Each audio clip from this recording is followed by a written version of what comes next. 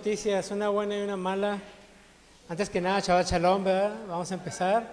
Para los que están en línea, ya vamos a empezar el estudio número 11.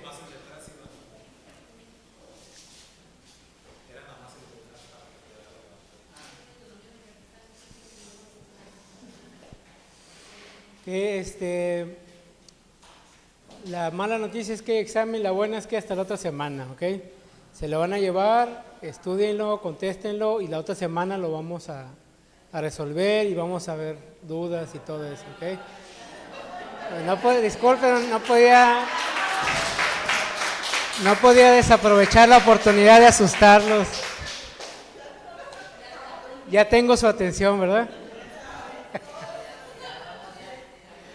No, el día de hoy vamos a ver un resumen de todo. Voy a tratar de resumir en casi una hora, si me permiten. Tengo 45 minutos, pero me voy a pasar un poquito. Son pues todo lo que hemos visto hasta el día de hoy, lo que hemos visto durante casi 2 meses o más, a ver si lo resuelvo en una hora. Entonces ahorita nomás que aquí el Ministerio de Técnicos lo resuelva.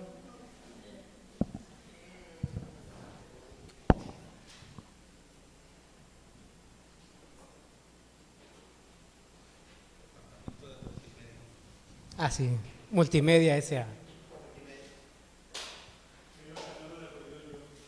¿Lo vamos a usar, hermano, ahorita? Qué bueno que lo menciona. Vamos a ocupar el mapa y lo voy a poner en la pantalla, pero ahí para que hagan sus... si ven algo ahí que se les olvidó o no notaron en una clase, ahí hagan sus notitas. ¿Ok? ¿Estamos listos? Vamos a comenzar, hermanos. Todo lo que hemos estado viendo es sobre los profetas menores y la teología del trabajo. Eso es lo que estamos viendo hasta el día de hoy. Y vamos a tratar de resumir, creo que fueron como 10 estudios, y vamos a tratar de verlo lo más conciso posible. ¿Ok? Entonces comenzamos.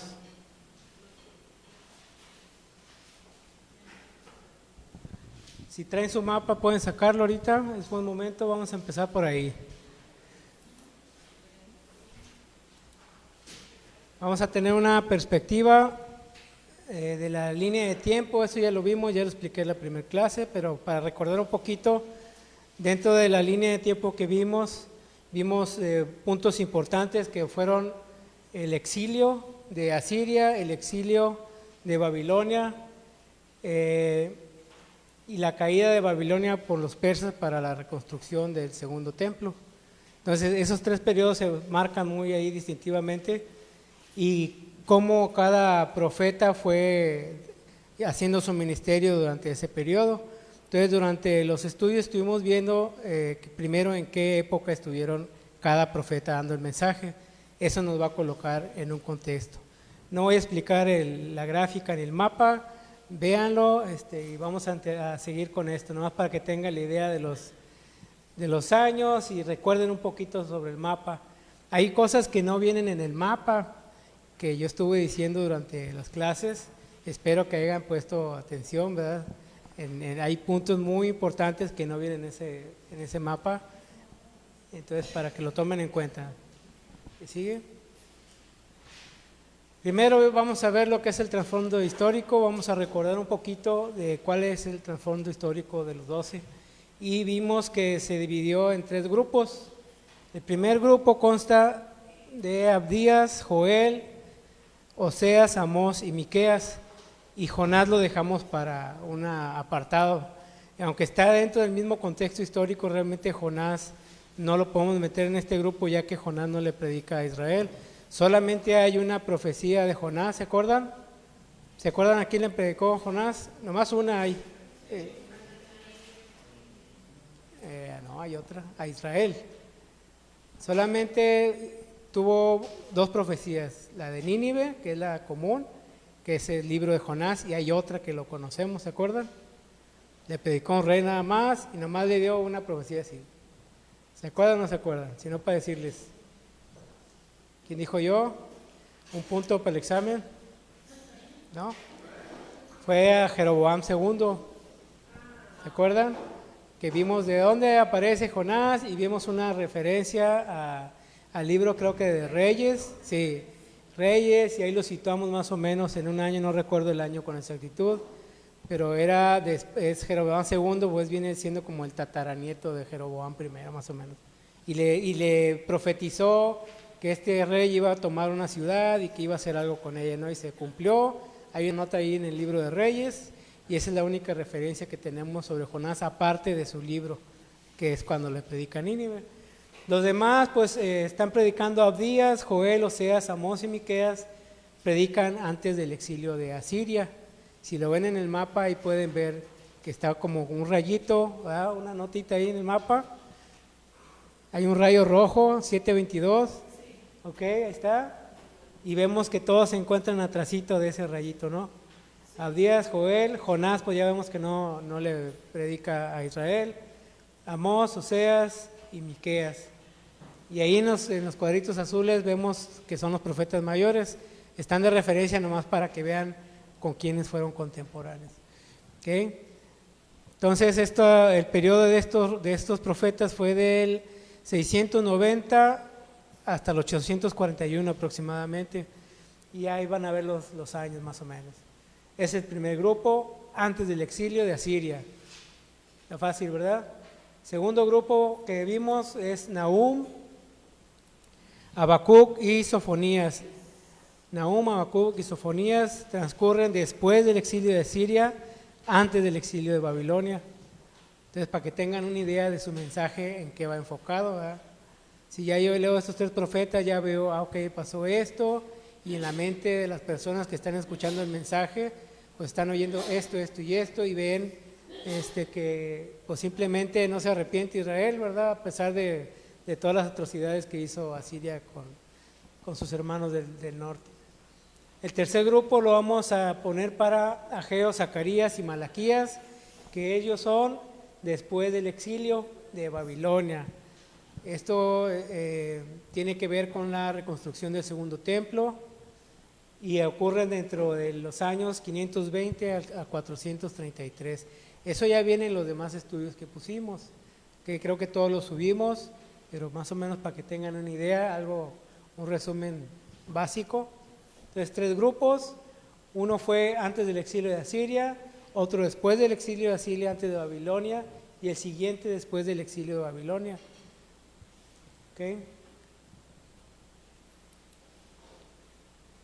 Ok, el tema que unifica a los 12 profetas viene siendo que para el Eterno no existe una división entre el trabajo de adorar y entre el trabajo de la vida diaria. Tampoco entre el bienestar común y el bienestar individual. Vimos que lo que le hace a una persona le afecta a todo su entorno. Todo lo que hacemos como personas en pacto con el Dios de Israel se refleja en nuestras vidas, espiritual, física, social, emocionalmente, ya sea que estemos en la tierra de Israel o en la dispersión.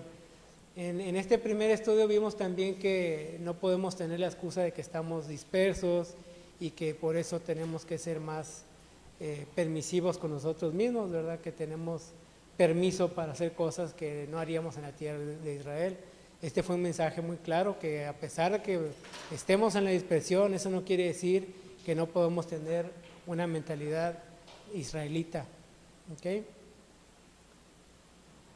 Eso fue solo lo referente al primer estudio. El segundo estudio que vimos es que Dios demanda un cambio y empieza a usar al profeta Oseas, y tomamos el ejemplo de que el Eterno llama a Oseas y le hace unas peticiones medio raras, como que consíguete una mujer adúltera y ten hijos de fornicación, y le empieza a decir todas estas cosas medio raras, y Oseas obedece sin pestañear, y Dios pone en estas circunstancias, Dios pone a Oseas en una situación difícil, incómoda, en una situación corrupta, y explicamos cómo el Eterno nos ha puesto a nosotros a veces en situaciones de ese tipo.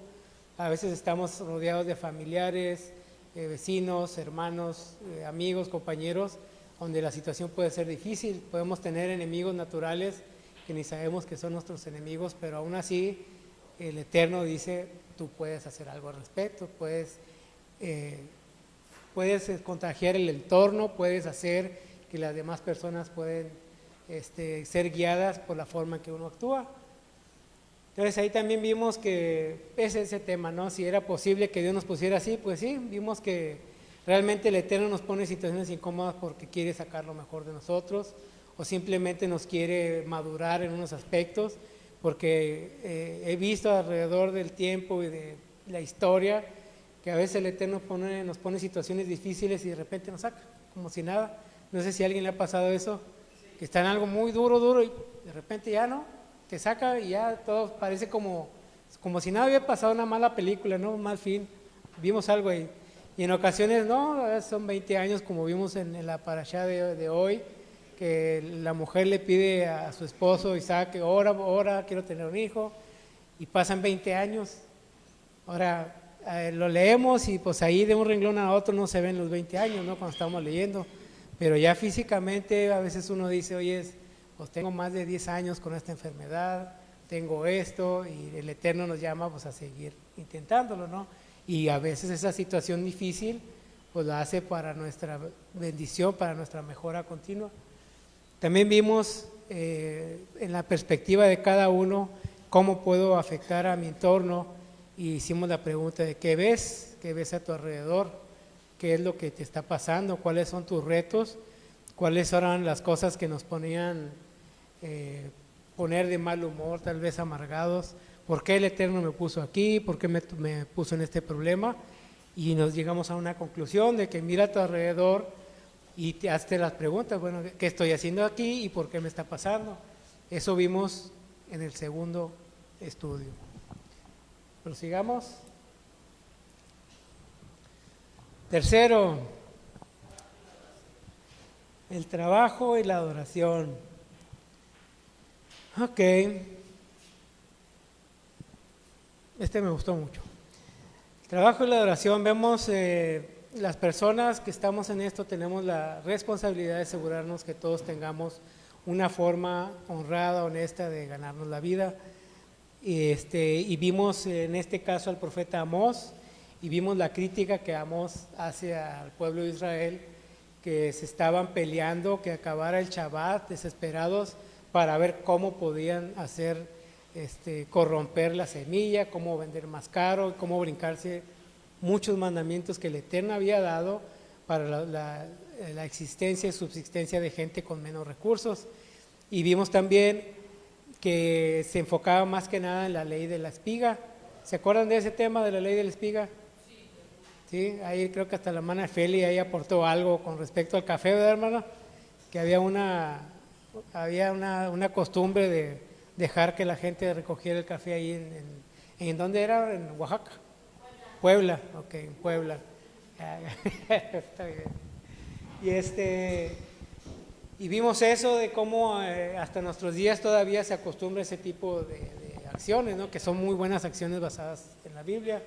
Y también vimos que una sola acción tan simple puede llevar a cosas muy, muy grandes.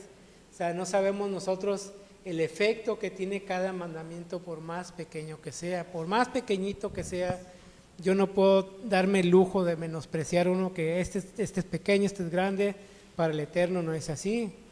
Y vimos cómo el mandamiento que hizo Boaz en la lectura del libro de Ruth, si se acuerdan de la historia, Ruth es una moabita, se casa con los hijos de Elimelech, se mueren los hijos, enviuda Ruth, enviuda la mujer, regresan a Betlehem y dicen que hay pan y regresan, y como son viudas pues no tienen nada, no tienen casa, no tienen nada, no tienen nomás un terreno, y los ayuda Boaz, un pariente cercano, y se cumple ahí la ley de la remisión. Y lo que nos llamó mucho la atención es que la forma en que se conocieron es porque Ruth estaba espigando en el campo de Boaz. Ok, Boaz, siguiendo el mandamiento, era una temporada donde pues simplemente el pueblo de Israel a veces sí estaba y a veces no. Creo que fue por la época de los jueces, y vemos que a veces duraban 20 años bien y 10 años mal y 40 bien. Bueno, en este periodo, un periodo bueno, se conocen Ruth y Boaz, y se conocen por el mandamiento de la espiga, y Boaz decide honrar ese mandamiento, conoce a Ruth, y vemos que toda esa historia acaba en el nacimiento de Yeshua, nuestro Mesías. ¿Ok? Un pequeño mandamiento. Hasta dónde nos llegó y todo lo que implica simplemente guardar ese pequeño mandamiento. Ese fue el enfoque que le dimos a este trabajo y la adoración, que realmente lo que trataban de decir los profetas es, pues el trabajo y la adoración es lo mismo, porque se supone que soy una persona que ama a Dios, lo adora, todo lo que hago va a ser basado en lo que yo sienta o lo que oiga del Eterno. ¿Ok? La que sigue. Ok. Estudio cuarto. ¿Dudas hasta aquí? ¿Preguntas?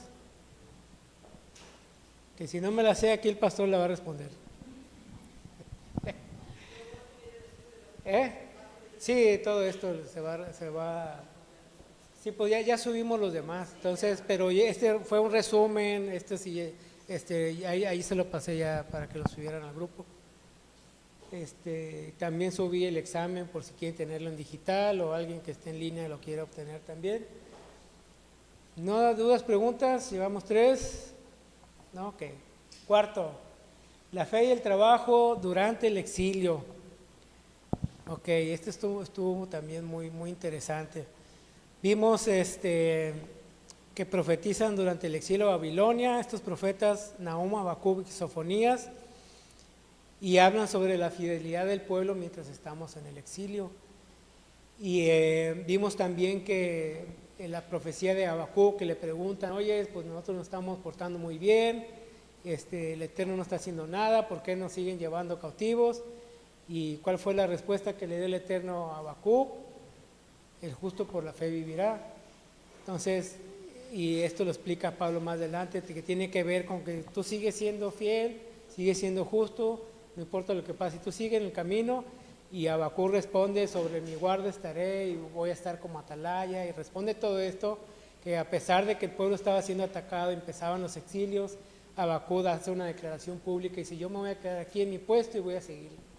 Y da un ejemplo quedándose a pesar de que estaba arriesgando su vida. Y eso lo vemos en Habacuc, creo, si no me equivoco, en el capítulo 2.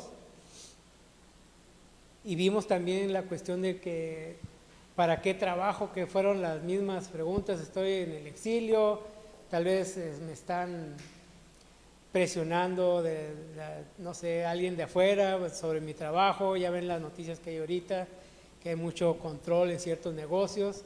Entonces dice uno, pues yo para qué trabajo, ¿no? Pues tú sigues haciendo lo justo y lo recto y ya sea que te vaya bien o te vaya mal, el Eterno es el que está en control de todo. Eso es lo que vimos también. Porque hicimos otra pregunta que dice, pues, ¿quién me dio el trabajo donde estoy? Si es un trabajo lícito, pues hay que seguirlo haciendo, ¿no? Entonces, ¿para qué trabajo? ¿Y quién me dio el trabajo donde estoy? Y esto puede decir mucho de nuestra fidelidad al Eterno.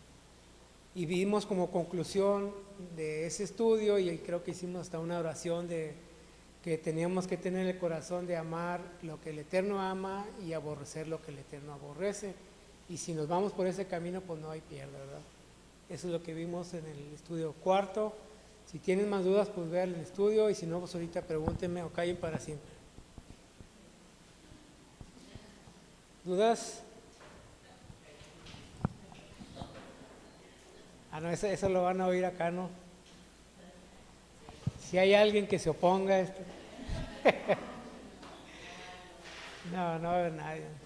Pero bueno, seguimos. ¿Dudas? ¿Preguntas? Voy muy rápido. Ok. Mande usted.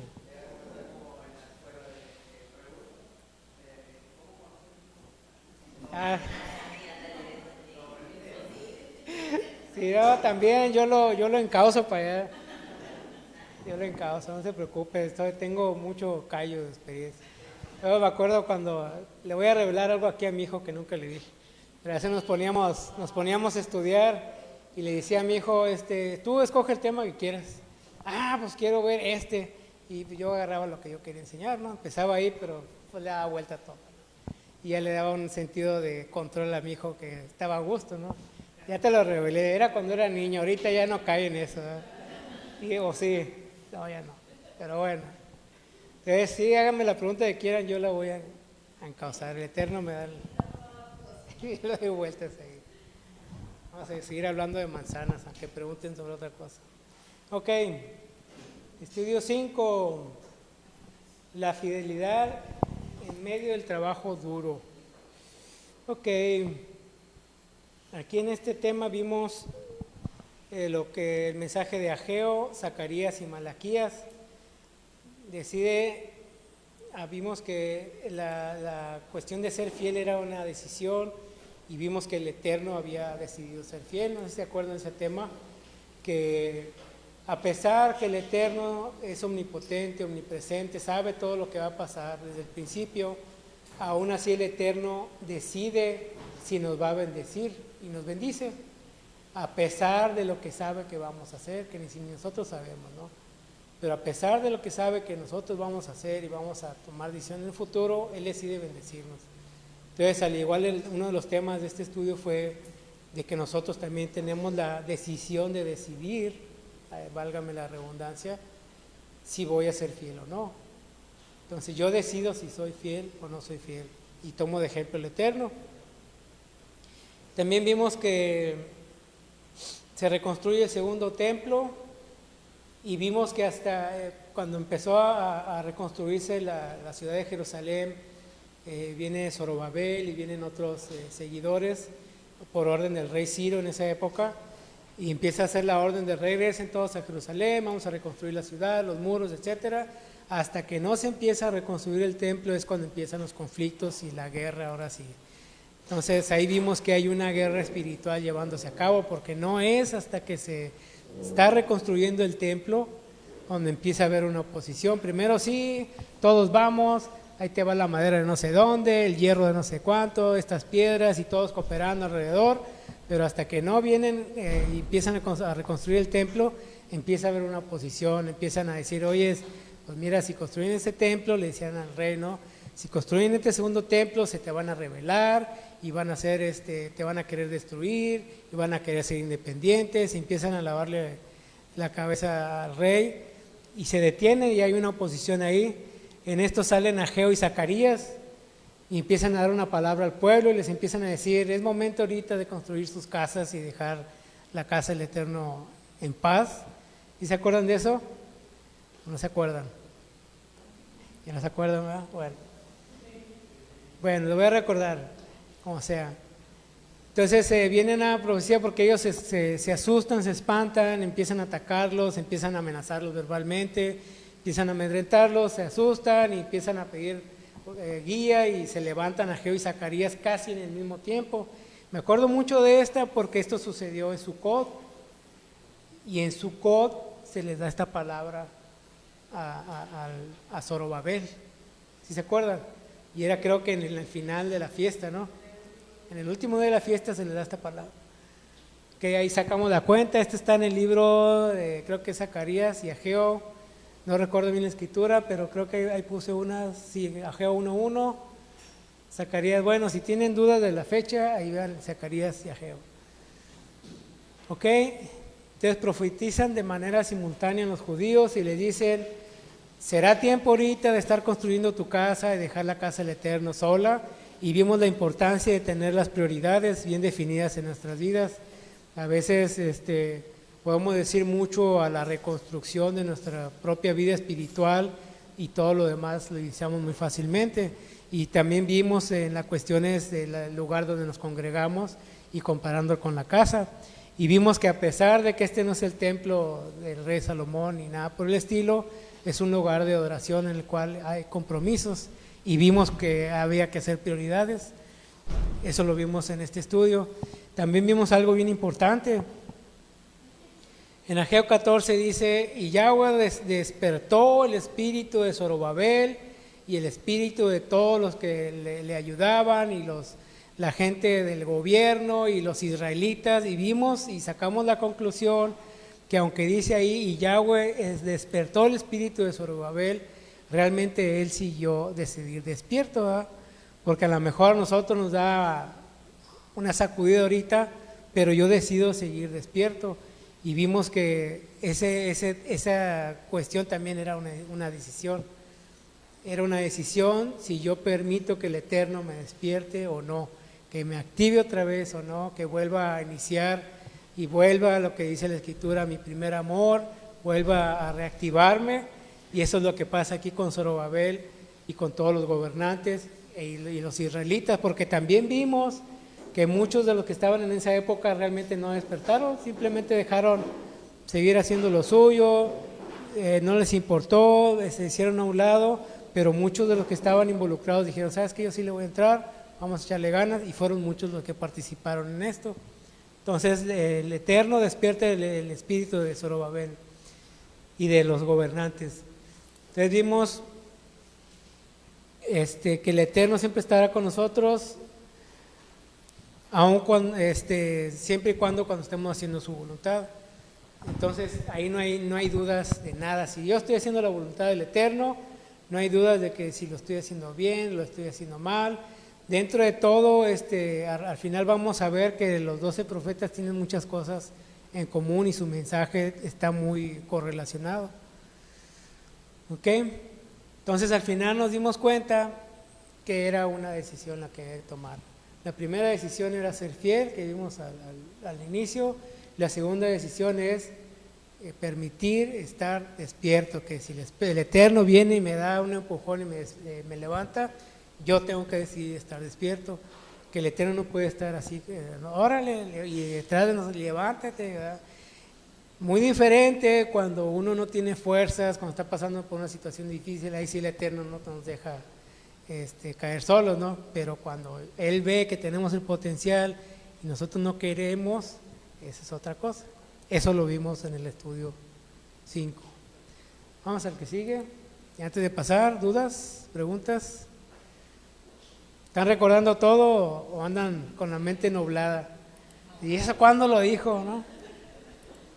Yo no me acuerdo de los chistes y los testimonios y, ¿no? Ok.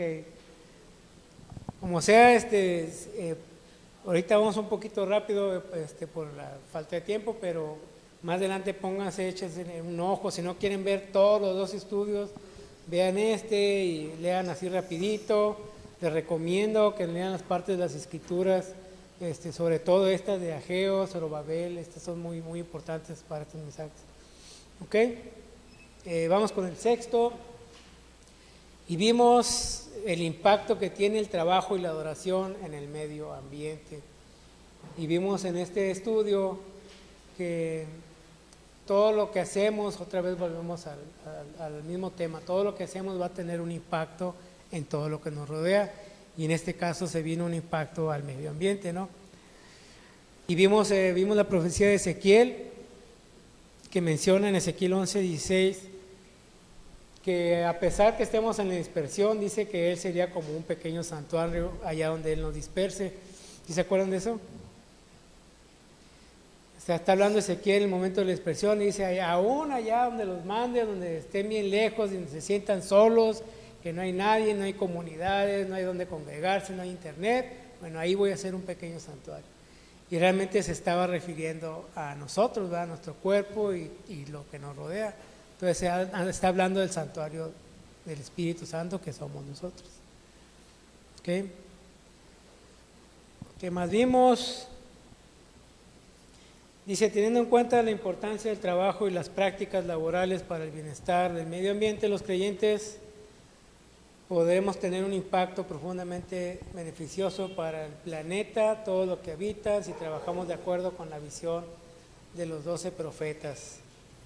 Sí, pues es el tema que hemos estado viendo. Todo lo que hacemos va a tener un impacto en la manera física, espiritual y laboral en la que nos rodean. Y vimos también, si la desolación es parte del castigo por el pecado del pueblo, registrado en el libro de los 12, entonces la tierra productiva es parte de la restauración. Y ahí como final puse que pues Yeshua nos dice, nosotros somos la sal de la tierra. Entonces tiene que ver mucho lo que hacemos para la cuestión del medio ambiente. ¿Ok? Ahora sí, la que sigue. ¿Preguntas, dudas? Ya saben, pueden interrumpir, hermanos. Sí. Siguiente, número 7. En este lo titulamos El pecado y la esperanza siguen presentes en el trabajo. También esto es muy importante, pues creo que todos les he dicho lo mismo, pero creo que todos son muy importantes. Pero hermanos, para mí es uno de los más importantes, porque a veces estamos tan envueltos en el trabajo, tan envueltos en un ministerio que se nos olvida las que hay tentaciones y a veces bajamos la guardia, andamos bien confiados, nos está yendo muy bien, el Eterno está con nosotros y de repente bajamos la guardia. Y esto es un recordatorio de que no importa lo que estemos haciendo, si estamos restaurando el mismo templo en Israel, va a haber tentaciones y va a haber pecado. Entonces, esta era una advertencia muy fuerte con respecto al trabajo que estamos realizando. Y vimos también sobre la tentación, tocamos el tema de Mateo 4. Mateo 4 habla de cómo Yeshua fue tentado en el desierto. Eso lo mencionamos, lo vimos a profundidad y vimos que Yeshua contesta que no solo de pan vivirá el hombre, sino toda palabra que sale de la boca del Eterno. Y vimos el concepto de por qué el Eterno permite esas tentaciones y permite que haya el pecado a nuestro alrededor.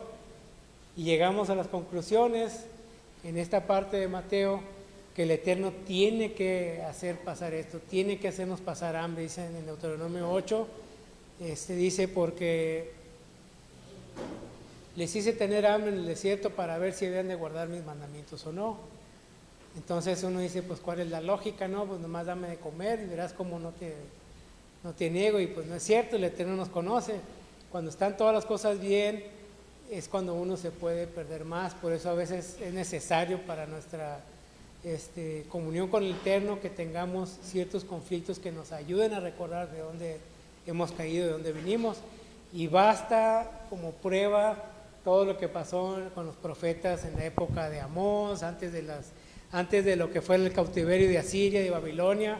Constantemente los profetas le están diciendo, ya le está yendo muy bien, pero miren, te estás olvidando del pobre, no hay justicia social, no hay misericordia, y todos tenían mucho dinero, estaban prosperando, y muchos de los grupos con menos capacidades económicas estaban siendo marginados y pisoteados. Entonces los profetas constantemente les estaban diciendo, no te olvides que tienes esta gente menos afortunada, ayúdales. Para eso les di mandamientos, lo de la espiga, lo de la viuda, lo del huérfano. Entonces esa es una prueba muy grande de cuando hay mucho bienestar, mucha bendición, solemos perdernos más en una tentación o en un pecado. Otro ejemplo más, no me gusta mencionarlo porque van a creer que me cae mal el rey David, pero el rey David cuando cae fue porque andaba muy próspero, dejó de ir a la guerra, bajó la guardia, estaba en su palacio, levantándose a las 10, 11 de la mañana, en su bata ahí de dinastía Ming, y empezó a ver por la ventana, y pues ya saben la historia de Betsabé, ¿no? Y fue cuando cae en pecado. Después vemos ahí abajito, seguimos con la importancia de decidir por sí mismo, otro punto importante. Vimos una restauración del templo, vimos una restauración de las fiestas en la época de rey Josías. ¿Se acuerdan despuesito de Jeremías? El rey Josías encuentra el rollo de la ley. De hecho, cuando era muy pequeño Jeremías, el rey Josías, siendo también muy joven, encuentran un rollo de la ley y empiezan a sorprenderse, van con una profetisa y van con otro profeta y le empiezan a decir, las palabras de este libro significan esto y esto y esto, y están bajo maldición porque no han guardado los mandamientos. Entonces el rey Josías pues le impacta, le toca su corazón y restaura a todo el pueblo y empieza a imponer las fiestas, y empieza a imponer los mandamientos, y vimos que posiblemente no fue la mejor idea, porque realmente lo estaba imponiendo, estaba forzando al pueblo a guardar algo que tal vez no querían, no entendían, lo que sea, ¿no? Y vimos que era muy peligroso imponer sin darle la opción a la persona que decida. Y la mejor forma que he visto yo es pues el poder de la influencia, el poder transmitir con el testimonio, con palabras de aliento, con sabiduría, cómo convencer a los demás de que esto es la mejor decisión que puedas tener. no imponer algo. Entonces, en este caso vimos que la reforma de Josías, a pesar de que se hicieron unos fiestones, dice ahí la escritura que hicieron una fiesta que no se habían hecho desde los días de Josué, o sea, tenían muchos años sin hacer esta fiesta, la hizo grandísima. De hecho, vimos también que él puso todos los sacrificios, siendo que cada quien tenía que llevar lo suyo, o sea, cada quien tenía que hacer su propio sacrificio. Y dijo así, no, yo pongo todo. Otro error, ¿verdad? Que yo en lo personal lo vi como error. A lo mejor él quería motivar la fiesta, pero no les costaba nada a la demás gente. No había algo que los enganchara con la fiesta. Y luego vimos también que a pesar de todo eso, el Eterno ya había decidido exiliarlos, y de ahí dice en la Escritura, en Segunda de Reyes, que el Eterno no desistió del ardor de su ira a pesar de Josías, a pesar de toda la reforma, de la restauración que dio, pues realmente fue una restauración forzada. Otro ejemplo lo vemos con Nehemías, y vimos Nehemías 13, como cuando empieza el libro de Nehemías, pues empieza muy bien, empieza con alguien orando, alguien de rodillas, Nehemías empieza a interceder por el pueblo, se levanta un grupo de personas, empieza otra vez la restauración de Jerusalén, después de varios años que había estado parada, cuando había iniciado con Zorobabel en la época de rey Ciro. Viene una segunda etapa de la restauración, y viene Nehemías y vienen Esdras, y empiezan a hacer pactos, y mira, y vamos a hacer esto, y vamos a hacer esto otro.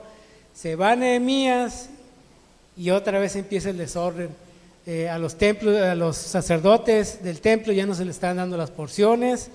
El atrio, hay una parte donde guardaban todos los diezmos y los panes y todo, eso lo habían vaciado y le habían dado esa habitación a alguien afiliado a Tobías, no recuerdo su nombre, pero era un paganote que le dijeron, oye, pues tú eres mi yerno, pues mete tus tiliches aquí, no mete tus muebles, todo lo que te sobre de tu casa, usa este almacén que era para las ofrendas y diezmos de los sacerdotes. Y los sacerdotes vienen allá en su casa trabajando, ya no estaban predicando la palabra, se hace un desorden. ¿Por qué? Nehemías se había ido y regresado otra vez, creo que era a Persia, ¿no? Se había regresado, era copero del rey en esa época, tenía que hacer un trabajo, regresa y vuelve a retornar a Jerusalén, y se topa con eso, y les vuelve a decir, no habíamos pactado ya, hicimos una hojita y todos firmamos, dimos la palabra, y todos lloramos y alabamos, hicimos todo esto, y simplemente no estaban guardando eso. Entonces Nehemías empieza a forzarlos, los empiezan a agarrar de los pelos, empieza a cerrar las puertas del templo en Shabbat, de que porque no les digo que no estén comprando, empieza a regañarlos. Total, hacen todo un caos para poder convencerlos de que, oye, pues guarden Shabbat, hagan las fiestas, hagan esto, no ven que por eso fuimos exiliados, y otra vez quieren agregar más mal. Y ahí en muchas ocasiones Nehemías dice, Señor, acuérdate de todo lo que hice por tu pueblo Israel, y perdóname por esto que estoy haciendo. O sea, pide perdón. Y yo dije, pues ¿por qué pide perdón? No, pero pide perdón porque realmente o no sabía, o sabía que estaba haciendo las cosas muy forzadas, ¿no? Vimos otro ejemplo de Nehemías. ¿Y qué pasa con una persona esforzada? Pues cuando una persona esforzada no le queda más que guiarse por emociones. ¿Por qué? Porque si yo fui un creyente que me forzaron y me llevó la emoción, pues ya no voy a tomar mis decisiones yo mismo de seguir o no al Eterno, porque mi fe está basada en alguien más. Y vimos esto también, y vimos varios testimonios de que cómo es mejor ponerle a la persona, hacerlo esto como algo muy rico, algo deseable, para que la persona misma tome decisiones por sí misma. Y creo que ese momento puse un testimonio de mi esposa y de otros más, ¿te acuerdas? ¿No? Bueno, otra vez la voy a decir. Sí, de Navidad y de otras cosas, ¿no? Y vimos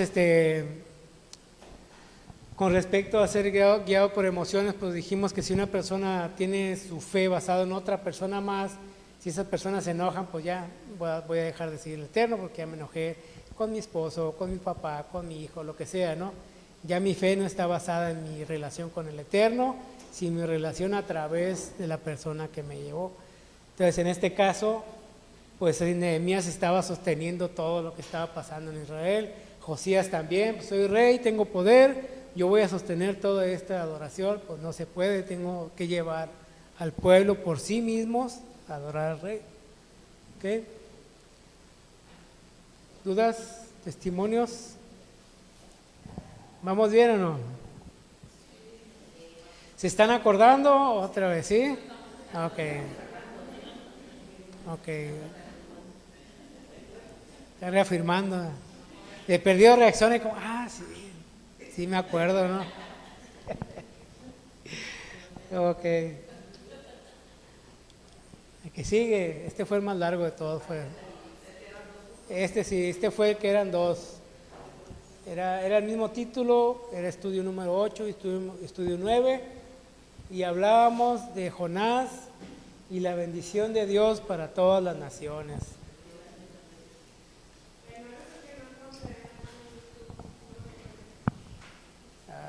Ahí lo vamos a ver. Ahí sí, el departamento es el departamento del hermano Iván, así que al rato que se acabe, ya le quejas. Así en el buzón de quejas de aquí en la entrada. Ok, sí, ahí sí, a ver si Iván ahí nos ayuda. ¿No lo ha subido? Sí. Todavía no se ha subido en YouTube. Ok.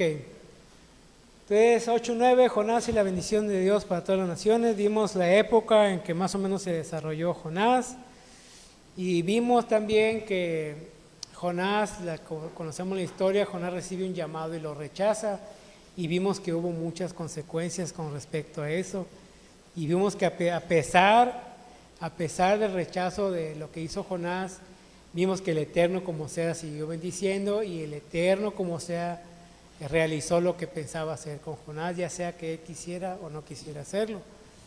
Y vimos que también vimos que hay 3 puntos en la vida o el ministerio de Jonás muy parecidos a la vida del apóstol Pedro, y vimos una relación ahí muy bonita que tenía que ver con la caída de Jonás y la caída de Pedro, que sucede en 3 ocasiones diferentes, y vimos en 3 citas cómo Jonás va descendiendo poco a poco, desciende de Jerusalén, y creo que desciende a Jope, y luego de Jope se sube a un barco y desciende al fondo del barco, y luego del barco desciende al fondo del mar, ¿verdad? Y vimos tres descensos de parte de Jonás. Al igual lo vimos con Pedro, ¿se acuerdan? ¿Se acuerdan de los 3 descensos? ¿Cuál fue el primero? No lo conozco, ¿verdad? Creí que me decía a mí, pero no, es lo que dijo Pedro. No lo conozco, bueno, es un apóstol del Nuevo Testamento. Ok, primero no lo conozco, ¿verdad? ¿Cómo niega Yeshua? Diciendo no lo conozco. El segundo, ¿cuál era? Empieza a subir la intensidad del rechazo, ¿no? ¿Se acuerdan? Y al final empieza a maldecir. Sí, primero lo jura y luego lo maldice, ¿no? Jura y maldice, o sea, en esos pasos. Entonces vimos que hay un descenso similar, y en este caso Yeshua restaura a Pedro, y ya conocemos la historia. Dice que Yeshua oró por Pedro y le dice, ya cuando te hayan pasado todas estas cosas, ve y confirma a tus hermanos, y fue lo que hizo Pedro. Trajo una gran restauración a los apóstoles y a todos los que oyeron su mensaje y su testimonio. Vimos estas 3 referencias. También vimos otra vez el mismo tema, que las acciones de un individuo afectan a toda una comunidad. Y aquí vimos las acciones de Jonás. O sea, vimos el hubiera, ¿no? ¿Qué hubiera pasado si Jonás hubiera dicho que sí? ¿Qué fin hubiera tenido Asiria? Etcétera, etcétera. Que vimos que después de eso, de la predicación de Jonás, pues el imperio asirio no duró muchos años, creo que fueron como aproximadamente 20 años, creo, ¿no? Si no mal recuerdo. Y luego se viene el conflicto asirio, el exilio de las 10 tribus de Israel, y vimos que se hicieron un pueblo muy, muy sanguinario, al grado de que pues ellos inventaron la crucifixión. Entonces hubo muchas cosas malas, y nos hicimos preguntas, y una de las preguntas que me hice yo es, ¿se habrán enterado los de Nínive que Jonás se negó a ir y por eso se hicieron tan crueles con ellos? Son preguntas, ¿no? La Biblia no dice nada, pero son preguntas que uno se hace. qué hubiera pasado si realmente Jonás hubiera dicho que sí, ¿no? A todo. Y vimos que había consecuencias y cómo nuestras decisiones con este llamado, en este caso que tuvo de Jonás, afecta a todo el que se va topando con nosotros. Ahora sí que estamos salpicando para todos lados. Y los primeros que fueron salpicados, afectados, fueron los marineros, que cuando empieza el rechazo de Jonás, empieza a huir, Dios el Eterno manda una tempestad al barco y ¿qué hace? Pues tiene que tirar toda la mercancía que había en el barco, toda la mercancía, y ellos iban a ir a ser mercaderes, eran marineros, tiran todo, ya les causó un mal económico ahí. Y luego les dice, oye, no, pues aviéntame al mar, y ya los convierte en asesinos ahora. O sea, todo lo que afecta por decir, no quiero ir. Pero aún así el Eterno, a través de Jonás, hace que esos marineros se conviertan y hagan votos al Eterno, sin haberlo conocido. Gracias a todo eso fue un mal camino que tomó Jonás, pero aún el Eterno lo usó para bendecir al que se iba topando en su camino. Entonces, ¿qué hubiera pasado si hubiera dicho que sí? ¿Cómo hubieran sido bendecidos estos marineros? ¿Se hubieran convertido igual, mejor, peor? No sé. O sea, son preguntas que uno se puede hacer. También vimos, creo que esto ya va para el 9, es en la misma diapositiva, pero dice que el propósito de los llamados que hace el Eterno a toda su comunidad es servir a los demás. Y hicimos una pregunta aquí de que quién tiene un llamado de Dios, y todos quedaron en silencio, al igual que ahorita. Y espero que se acuerden que todos lo tenemos, ¿verdad? Y vimos que entre más tenga yo, entre más poderoso sea nuestro don, más grande va a ser nuestra responsabilidad. Y he conocido, me imagino que ustedes igual, personas que tienen muchos dones, son muy buenos en todo lo que hacen, entonces tienen más carga, más responsabilidad, tal vez más tentaciones. Entonces, si yo tengo un don pequeño, pues, o sea, tengo responsabilidad, pero no como aquel, ¿verdad?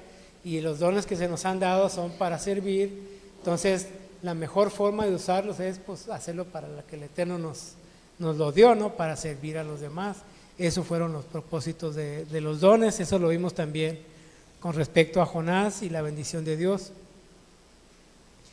Y vimos que el resumen completo del libro de Jonás, o una de las cosas que aprendimos también, es que no importa qué tan defectuoso sea mi don o cómo me sienta yo, que el Eterno va a hacer sus propósitos a pesar de nosotros, porque así lo hizo con Jonás. Jonás, siendo un profeta, tal vez muy poderoso, tal vez no, pero fue un profeta ya reconocido por el Eterno y por todo el israelita. Él se niega al llamado y aún así bendice a toda una nación. ¿Okay? Entonces vimos, eso nos lleva, creo que al siguiente tema, si no me equivoco. Sí, digo, todos están relacionados, de una manera u otra todos los temas están relacionados. Y de esto vimos lo que sigue después de tener un llamado del Eterno. Vimos que pues hay muchas formas de responder y muchas formas de llamado. Y uno de los llamados que vimos, que creo yo es el primero que viene ahí en la Escritura, uno de los más claros, es el llamado de Moisés. Y lo que hace Moisés, pues diría uno, pues no me va a accionar de volada, no.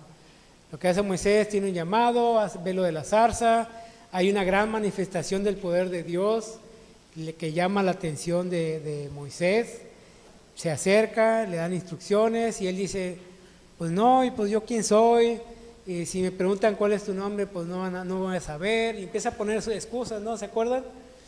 No me van a creer que vine a esto, yo soy muy torpe para hablar, envía a otro, y empiezan a poner todas estas excusas, siendo Moisés. O sea, si yo conozco la historia de Moisés y me dicen que él empezó así, no, yo no lo creo, por todo lo que hizo, ¿verdad? Todo lo que hizo durante más de 40 años, vemos que a pesar de todo lo que él consideraba defectos, el Eterno usó todo para el beneficio y para que se manifestara su poder. ¿Okay?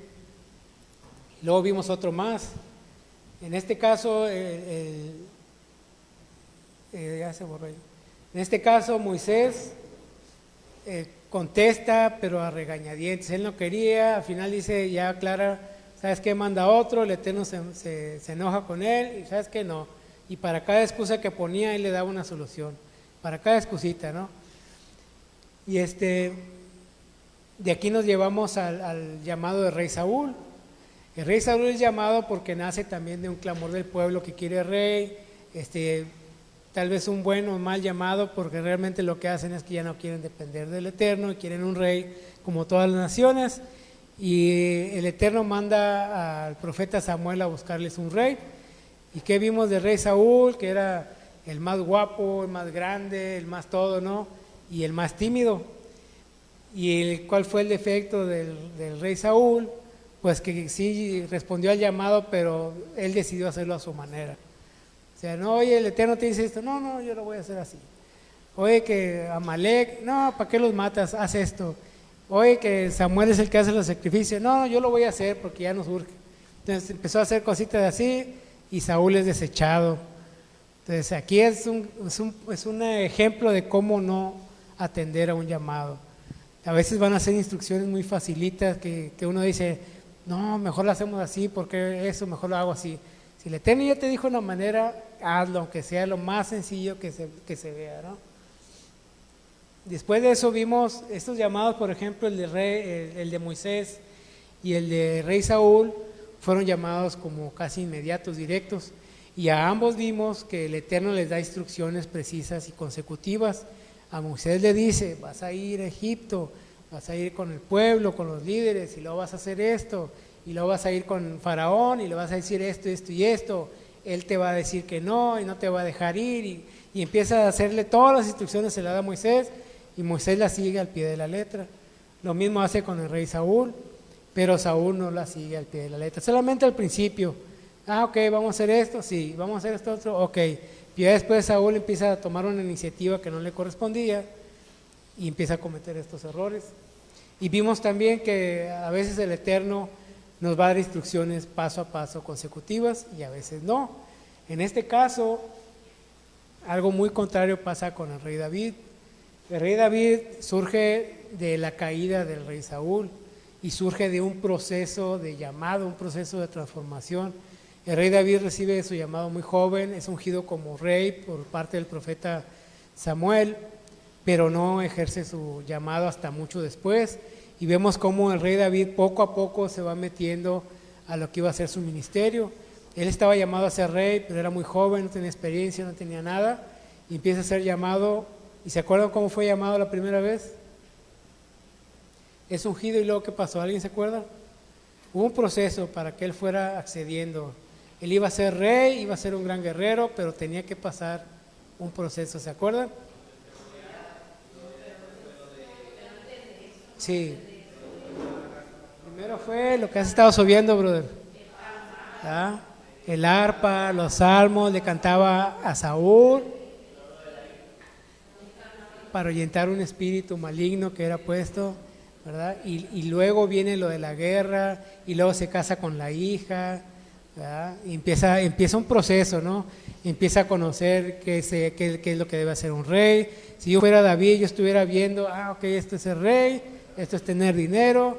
¿Y qué hace? ¿Cuál es la diferencia del rey David? Es que él constantemente está pidiendo instrucciones, constantemente. Dice que lo que más me ayudó a mí a más o menos ver la diferencia entre el rey David, Saúl y los demás, es que dice la Escritura, y desde ese momento, desde que fue ungido, fue lleno del Espíritu Santo.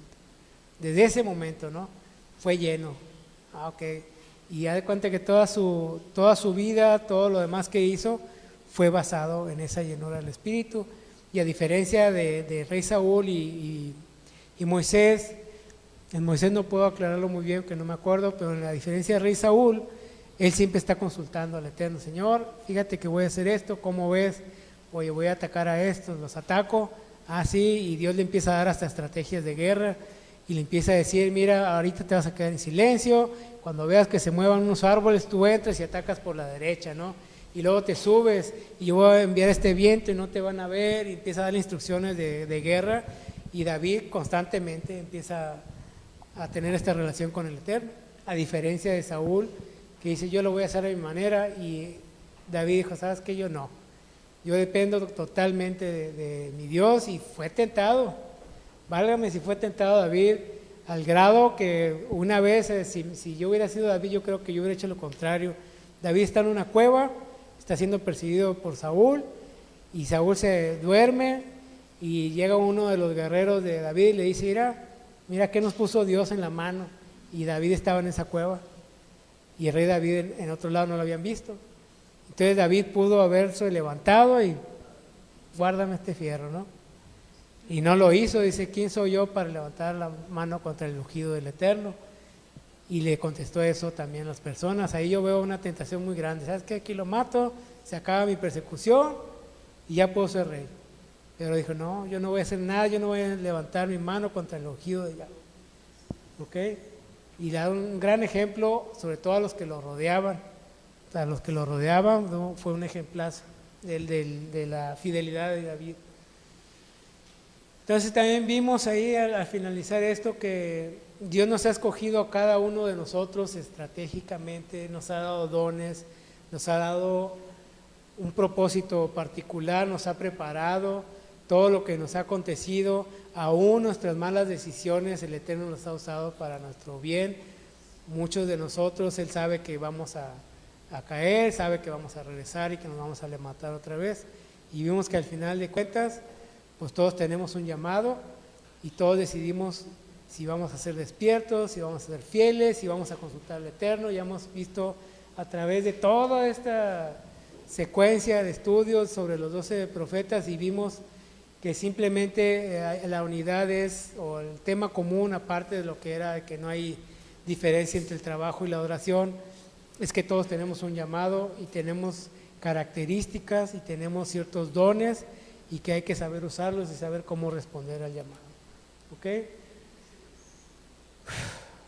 Sí acabé. Shabbat Shalom, hermanos, y esto fue todo el resumen. ¿Y ahí fueron 45? Rompí récord, muy bien. Creí que iba a tardar como una hora, ¿no? Muy bien, muy bien. Y ahí como última escritura, que dice Apocalipsis 3:20, he aquí que yo estoy a la puerta y llamo. ¿Ok? Entonces todo depende de cómo contestemos a eso. ¿Ok? Bueno, muchas gracias, hermanos. La próxima semana, examen, lo vamos a resolver.